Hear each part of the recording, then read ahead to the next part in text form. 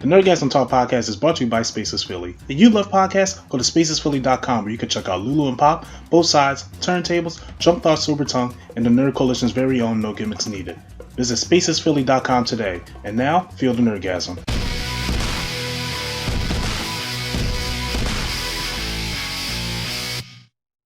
But yeah, that's all for that.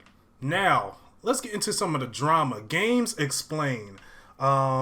I'm pretty. You guys watch YouTube a lot. Mm-hmm. And we're on it. Yeah. I'm pretty sure you guys heard of GamesXplain. I've only heard of one Explain channel, and that's Comics Explain. Yep. Wow. Or Rob explains. No. Well, yeah. Like, what's Rob's favorite line? Like, to you, this is the end of the world. To me, this is a Tuesday. But GamesXplain, they have been accused of overworking and underpaying staff. Now, there's a podcast, I think it's called Good Vibe Gamings, where 3 of the GamesXplain employees, ex-employees, they were talking about it. And one of the podcasters, he was talking about his experience with playing Final Fantasy VII Remake. He said he got the game on the 6th, and they needed a review by the 8th.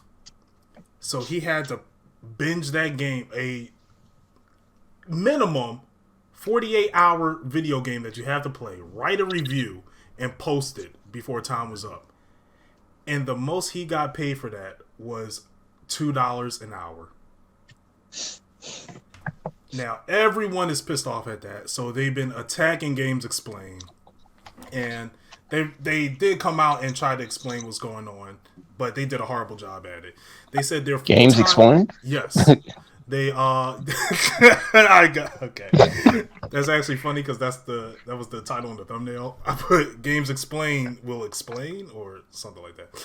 But they said their full-time workers gets paid $550 per month. Which that's it? Absolutely. That's it? Yes. That's $1 to $2 per hour for binging a game for over 48 hours. Stop. You said 500 and something, whatever, for a month? $550 per month. Dog, they can all work at my job. Right. They can all work at my job and make that in a week. But same here.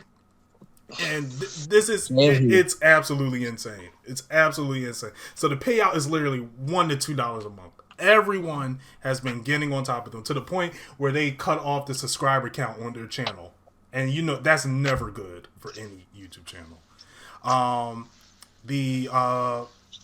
forget his name. The vice president said, I am absolutely committed to ensuring open communications and a positive work and life balance. And time compensation for my team as we move forward to navigate the pressures of the gaming industry. No, this is slavery. It ain't no gaming industry, dog. Pay your people correctly. Now, on top of that, one of the coworkers who left, he put a statement out on Twitter.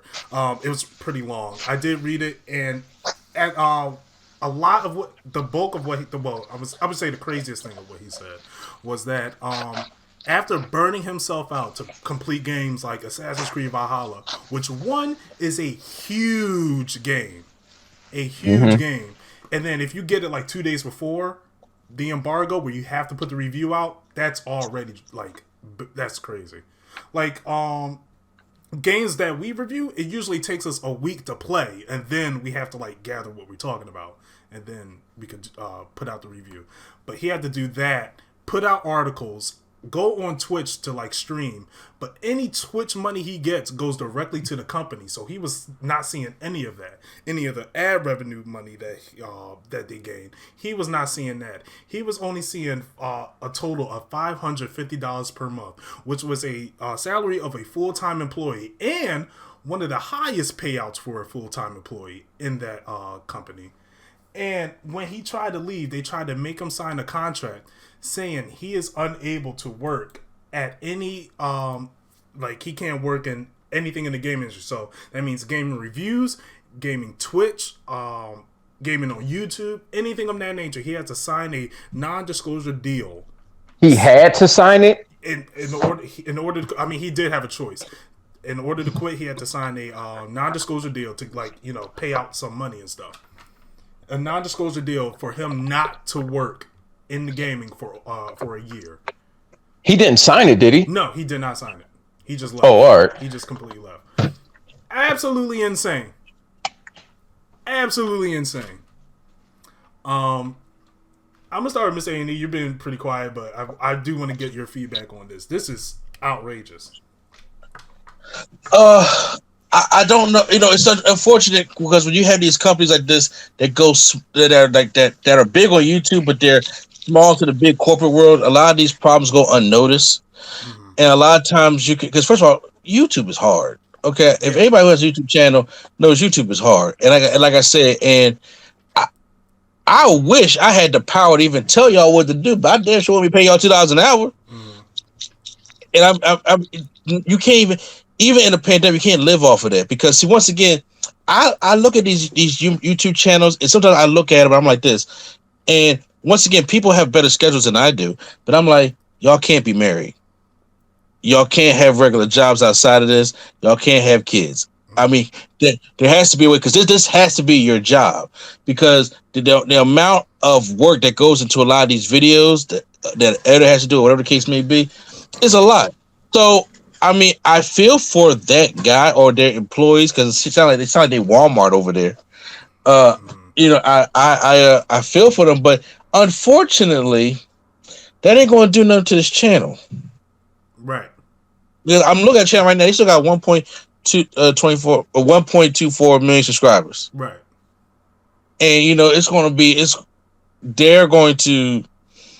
it's like even if these people start unsubscribing, the bleeding ain't going to hurt them financially for a while. So, the whole thing is dating because right now I know how the YouTube revenue works. I'm looking at a video right now that got over 750,000 views right now. That's what guy's paycheck and beyond in that one video. Mm. So other than equipment and other stuff like that, what's this going for? Unless you're just going for your kind of greediness. There's no way I could have came to you. And once again, and I'm saying you not to call you up. I'm just saying, but the life change is different. If I came to you and said, "Yo, Swag, I need you to go and play. I need a review by the 8th. So go play Final Fantasy for 2 days straight." I'm like, "Yeah, you do know this man got to work for 8 hours, right? A day, right? Eat, change clothes, and that's just somebody who ain't got a wife and kids, right? There's no way. The back order on our channel alone is a list long, and I'm like." We got to try to do it or do it when we can because of the situation we're going on there. I can't tell somebody for 2 days, pay me $2 an hour to try to post up a detailed review of a Final Fantasy. You know how long Final Fantasy is? My second playthrough with doing all the side missions, over 52 hours. That's crazy. Bro, I ain't wearing no diaper for no Final Fantasy. Right. And I won't even do that for 2K or a wrestling game. Yeah. So after doing all that, after the person played Final Fantasy, his wife was telling him like, "Yo, you gotta quit, like leave. After you turn that review in, leave, because you're not doing this anymore." So, yeah, he come to my job and be just fine. Right. Mm-hmm. Right. It's completely unfair, and it shows like how much everybody wants to work in I'm not everybody, but a lot of people want to work in the gaming industry. Or try to work in this YouTube industry without knowing the back. It's a lot that goes on. I remember working at GameStop. It's not all that it appears to be.